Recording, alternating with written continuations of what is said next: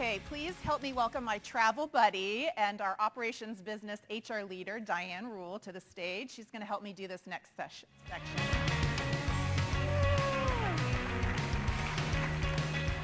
So we heard a little bit about what MasterCard is doing, and what we wanted to do before we break for lunch is get tactical and spend some time thinking about what it is that we can do. So we were doing some brainstorming about what could we do during this section. And I said to Diane, you know what, I read this book a couple years ago called The Checklist Manifesto, and we can incorporate something about a checklist. And there's this pause. Let me tell you how excited I am about checklists. And Diane's like, girl, I don't do checklists. No. I need to, but I don't do very many. So we have a lister and a non-lister here Yes. equally to share. But what this book is about is just about simplifying. There's so much information in so many of these fields, ours included. He really focuses on the medical field, on flights, and just how there's so much, and sometimes you need a basic list of what you need to go through to get things done. So let me tell you a story that I promise has relevance. But he tells about an operating room or an emergency room in San Francisco. And this guy comes into the emergency room. It's Halloween. He's drunk. I don't know what he was dressed as. They didn't give that part. But he's got a clean cut, right, a cut. And it's bad, like it needs to be sewn up, but it's not an emergency. They've seen worse. And so they're sort of taking their time. His vitals are fine. He's sort of babbling away because he's intoxicated.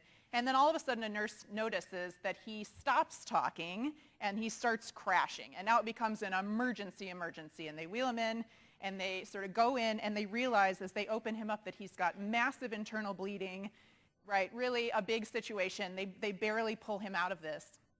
What they had failed to do in the beginning of this was ask what happened. Well, what happened was he went to a Halloween party, a costume party. He picked a fight with a guy who was dressed as a Revolutionary War soldier who, upon their fight, stabbed him with a bayonet. Went all the way through. Also, I just said bayonet in a Women's Day celebration. She told me earlier the word bayonets in my intro, and I'm like, well, this could be good. Yeah. All right, let's hear it. So if you're playing bingo, we've got innovation, equality, bayonet. And so anyway, so this guy had a bayonet go all the way through him. Well, that probably would have prompted a different series of events than, hey, just hang there drunky until we get to you, right? So sometimes it's about just remembering what are the basic things we need to answer. We need to remember every single time that don't seem like big deals until they're big deals. Yeah. So Diane's going to take us a little bit about how we will create our own checklist. Yeah, no, thank you for that. So first of all, my name is Diane Ruhl, and I am wearing progressive lenses. I've come to a place of acceptance, Pallavi.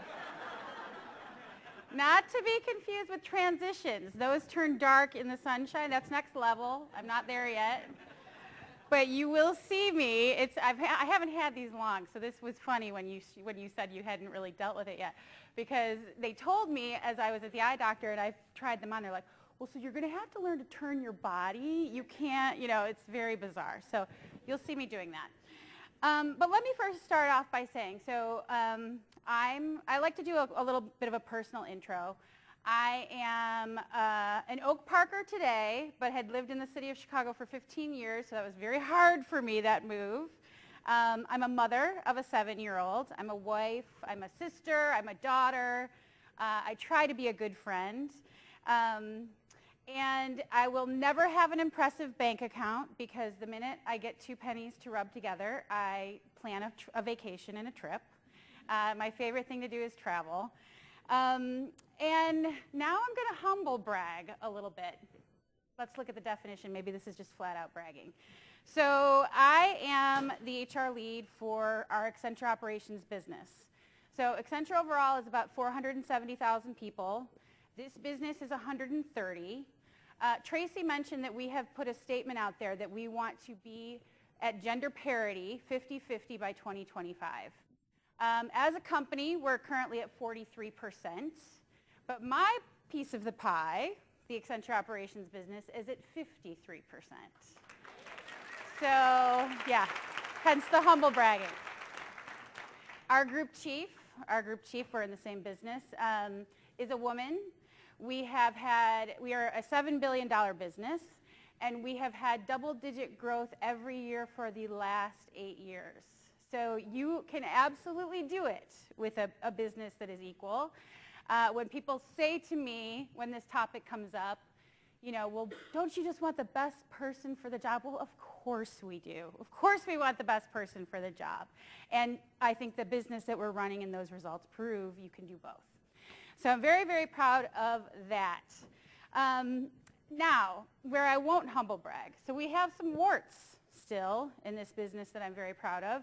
In mine specifically, only 30% of our managing directors, you know, we consider that the top level of leadership, are women, right? So 50-50, 30%. In North America, where, you know, so my business is very global, and in fact, most of my people are overseas. The Philippines and India are the biggest representation, but really all in 30 different geographies.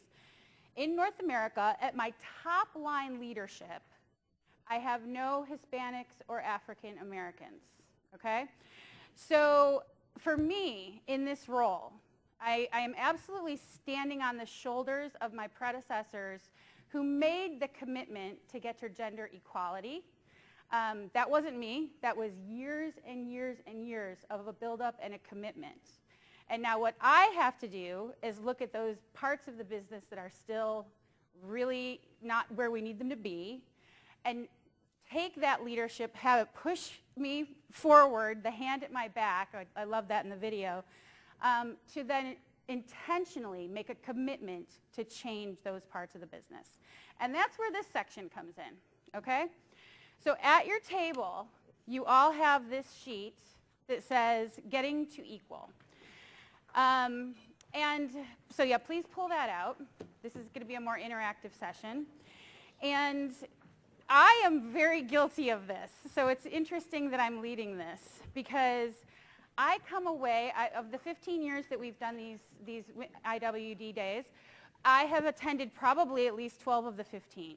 It's one of my favorite days of the year. I come away inspired, motivated, empowered, and then Monday shows up and I go to my 10 conference calls in a row and life moves on, right? How many times has that happened for any of you as well? So what we're doing here, and this is why it's funny that I'm the one leading this, because when she said lists, I'm like, lists? I'm going to have to stand up there? But then I started researching lists. It's quite actually shocking that I'm even standing here today, having not been a list maker, because it has been shown that you are 43% more likely to actually follow through on something if you write it down. So not that I never write anything down, don't get me wrong. I've got some bosses in the room who are like, note to self, you know. But I don't do it in a very structured and list way.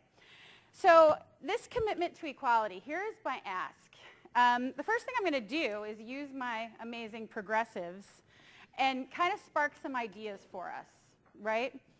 So we've heard a lot today about innovation. We've heard about equality and how that can drive innovation. And my ask as you make these commitments is that you really think very specifically, and don't try to boil the ocean, as we love to say at Accenture, very specifically and very minutely of the things that you can do to actually drive forward equality and innovation where you live and work. So to spark some of these ideas, I did some research last night and I'm like, oh, this is pretty amazing. So I'm going to write down, or I'm going to list out 8 of the 10 strongest drivers of empowerment, right? So equality, you have to empower people to be equal. And so that's why I thought that this list was so interesting. And you might hear 8, and by the way, this is all online if you go look at the IWG stuff. But you might hear 8 and think that's overwhelming. They're absolutely all grouped really closely together. So let's talk a little bit about the 8 strongest drivers of empowerment. And while I bring these up, what I would ask of you is think about the one that I bring up and think, is that real in my day-to-day life? Is that actually true where I work and on my teams? So number 1, training. To keep skills relevant. Is training available, readily available, for anyone that you work with who needs it, right? Or is it, oh, you're in this role, so you get this, or, you know, this position, you get the time, or you're a high post, so here you go. So that's 1. Number 2, Flexible work arrangements readily available. This one I think is really interesting. We heard a lot about that. We've heard a lot about a lot of these today. And what I would tell you, there's another one in here that's called policies, right? Are your policies such at your employer and where you work that there's room for equality? And this right here directly ties to that, right? You cut out a whole segment of the population if you don't allow for flexibility. And when I look at that 29% statistic that I rattled out about our managing directors, the place where we lose women the most at a much higher rate than men is at the manager level, the midpoint in their career. Because they're making decisions to say, can I stay on this rigid path that looks like this without a lot of flexibility, or can I work through this time in my life when I need more flexibility, and then when that time settles down, and it always does, I can go back to that other path. And if you look at yourself and your teams and you look around and say, that's not something that's offered at my place of employment, I would challenge you to say, work to change that policy, because it's only when the employees bring it up and demand it that changes. So also really tied to those first two, the third one, flexible times for events and training. The interesting thing where this comes up for me is actually not at work, it's at my school's PTO. So we have, in the school where my son goes, it's probably 30–40% non-working mothers and fathers. There's actually a good amount of, single parent homes on both sides in Oak Park. But then there's a whole vast group who works, and the people who are currently on the PTO don't. And so they're setting up meetings and things during hard to get to business hours. And so there was this whole, clash of, hey, you've got to make these more flexible. Let's do every other, do what you need to do. That's the same thing for training and events at your company, right? Supervisors respond favorably to flexibility. That's number 4. I told you these are all very closely tied. They do start to change up. Employees have the freedom to be creative and innovative. So I know that this has been a big theme this morning, and we had a lot of conversation already. Ask yourself, on your teams, do you and your people have the freedom to be creative and innovative? I will tell you that, that this is one of our biggest challenges, because the response is always, oh, but it doesn't work that way, or we want to do it this way. And what I find the place where people can be the most creative and innovative is when they trust who they're working with to bring their ideas forward. And the person may say no, but they didn't laugh them out of the room. And so that, thanks for the idea, let's do it this way this time, but bring that to me again. And that right there builds that level of confidence to bring innovation forward. Leaders set a positive example around work-life balance. So now I'm going to get specific with a story. These things happen in my life sometimes. I'm like, oh my gosh, that's just lucky, right? The timing of some things. So around the innovation point. So a couple of years ago, somebody on my team came to me, my talent strategist, much smarter than me, and said, I would like to hire onto our team, HR budget's pretty small, pretty tight, I'd like to hire a person onto our team whose expertise is automation, right? And we've got tons of automation experts at Accenture, focused on the business, focused with our clients. Why he brought this up is because one of the biggest complaints in HR is how administrative everybody's job is, right? And how that time takes away from your ability to be strategic. So, after some thought, I said, okay, we can do that, except we don't have much budget for this. Automation experts are hot in the market. I don't think we can afford one. And he said, okay, well, how about I hire somebody just smart and good, and we train them. That's exactly what we did. We took an analyst out of Los Angeles. In fact, when he started, we asked him to do a filter on an Excel file, and he said, what is that? 2 years later, just one of the examples of what he's done for not just my team, but the Accenture HR team globally, is he took a 2-month-long total rewards process, because it has all the different businesses' inputs around compensation, all the different geographies. They all have to come together. They have to balance up globally. It takes 2 months. with all those like random Excel files coming in from all over the globe, formatted differently, who the heck knows? And he turned it into a 3-hour process, right? And that's not going to be tied to, people hear automation, you automatically think, oh my gosh, are people going to lose their jobs? No, they're going to be able to focus on comp strategy and total reward strategy and all those people who were mired down and weren't able to do that before. So here we have this guy, and by the way, I love that I'm bringing up a guy because on the HR team, diversity is actually having men on the team. And we got him for dirt cheap, and we trained him. And it's 2 years later, and he's doing amazing things. But in HR, talk about those budgets again. It's not like I can, snap my fingers. He's now a very hot commodity. He could go anywhere with those skills. And so we had to fight really, really hard to have Accenture recognize, A, we probably need to promote this guy. B, we definitely need to compensate him better. Here's what he's done for the business. It was like, an apple in a room full of oranges. We got it through. It came through yesterday. He heard about his promotion and his compensation. Here's the note he sent me. And this is why I love how things sometimes come together. He actually bulleted out. I love, our different generations. Very emotional. And he's like, I'm sorry if this is too much, but this is what I'm feeling right now. He wrote in here these words, self-worth, feeling like I am part of a team that understands and values me. I'm going to get emotional because this was one of the better notes of my career. Then he wrote these 3 bullets, for who I am, how I work, and my contributing skill set. Made my day, as you can hear in my voice. And that, we innovated on our team. We took a risk. It's not my genius move. This is my team member Yassine's genius move. And we really changed somebody's life. So that's the kind of thing, like if you think about on your own teams, that's where innovation comes from when you take a risk. Last few, because I do want to leave time, I'm going to give you 10 minutes to think about this at your table. Organization has made progress that no one feels excluded. These are simple things. We're not all going on a golf event as our outing when half the team doesn't want to golf, right? We're not going to a meat-heavy restaurant when half the team's vegetarian. That's my beef, no pun intended. So this is, these are the types of things. Are you doing them? They are little things that make a big impact. Participation in networking events is open to everyone. Our women events are open to men. You see in this room all the great supporters, the male supporters. That's very intentional and has really lifted all of us up.